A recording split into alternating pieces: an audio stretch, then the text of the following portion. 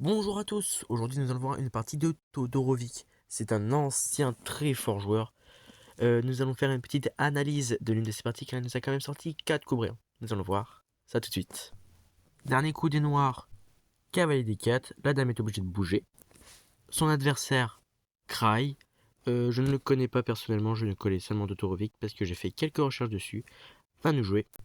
Fou des 7, c'est un coup manqué. Il pouvait prendre le fou de l'adversaire. Évidemment, ils avaient tous les deux calculé qu'ils pouvaient les prendre. Parce qu'après, il y aurait eu des dames 8, il y aurait eu beaucoup de problèmes au niveau de l'offensive. L'idée sur fou des 7 est de venir échanger les fous de casse blanche. Comme ça, la tour contrôlera la 8ème rangée. Et la dame ne pourra plus faire d'échec en venant sur celle-ci. Mais Cry n'a pas eu la vision de fou F7, échec en intermédiaire.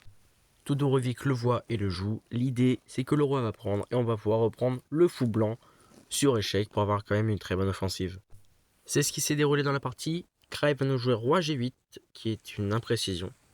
Et attention, la partie va commencer à être belle, parce que c'est là que Todorovic va nous jouer le magnifique fou F6. L'idée est de venir menacer l'échec et mat. Donc imaginez que le roi vient se bouger en F8. Et là, c'est juste un mat en 2, simple et efficace. Peu importe si le roi bouge, c'est mat. Donc il va être obligé de faire G pour F6, qui certes est le meilleur coup, mais ça vient énormément ouvrir le roi. Comme par exemple, juste aller jouer un gros tour G1. Tour G1, c'est du brillant encore. On vient menacer des échecs et mat de partout. Par exemple, sur un coup comme Dame C6, on va juste aller jouer du cavalier F5. Échec à la découverte. Sur faux prend tour, on mate. Sur roi H8, on mate. Sur roi F8, on mate. Donc il se dit là-dessus, je vais prendre la tour qu'on m'a offerte. Mais là, erreur. Erreur. Car on reprend et on menace toujours les mêmes choses. Et petit aparté, si imaginez directement, il joue roi F8, on pourrait être tenté par des cavaliers 5 pour répéter les mêmes schémas de maths que tout à l'heure. Mais le problème, c'est qu'il y a cavalier prend F5, et là, ça marche pas. Donc ça veut dire, sur ces thèmes-là, quand il y a un défenseur d'une case qui vous gêne, faut l'enlever. Et là, l'exemple parfait, c'est tour D4. Tour D4, ça enlève la future case du cavalier qu'on veut jouer. Ici, sur dame prend, on joue cavalier F5, on attaque les dames, on menace les maths. Tour D4, c'est brillant, parce que ça permet à cavalier F5 de passer une gaffe à un brillant, lui aussi, car ça va nous permettre d'avoir un très grand avantage dans cette partie.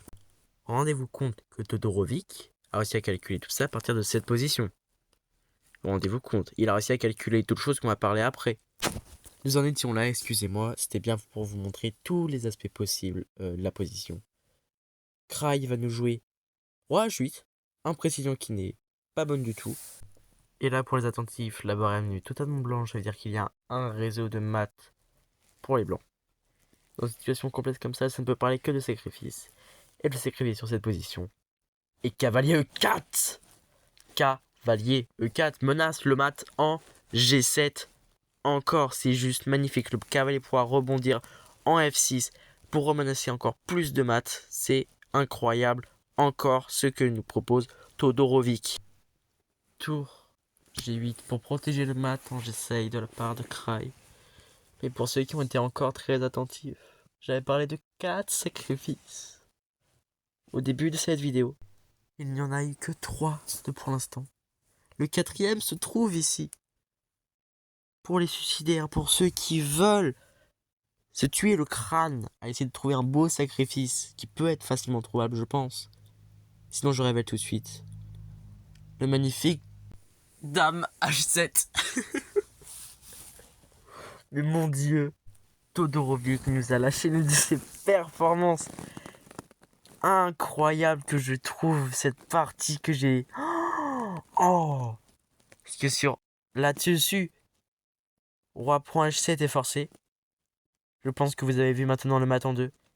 Cavalier prend F6, échec. Roi chute forcée.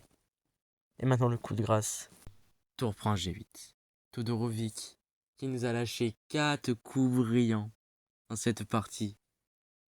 Pour que ce mat des Arabes soit aussi élégant. avec une dame de moins et un cavalier de moins là-dessus. C'est ce genre de partie qui fait la beauté des échecs de mon point de vue. Réussir à calculer tant de coups avec des sacrifices pour emmener à ce genre de partie de sensations.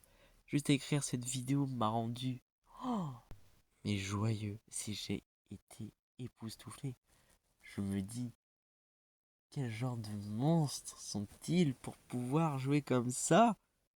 J'aimerais tellement avoir ce niveau-là. C'est pour ça que ces vidéos viennent m'apporter de l'expérience. Et comme vous, je viens vous apporter de l'expérience avec ces analyses de parties ou ces explications de problèmes et exercices. Donc c'est pour ça que je vous demande de vous abonner, de liker.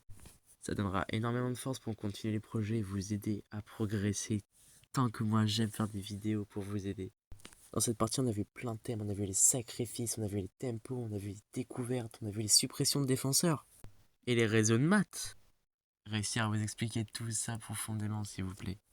Abonnez-vous, ça ferait trop plaisir. Merci beaucoup, ciao ciao.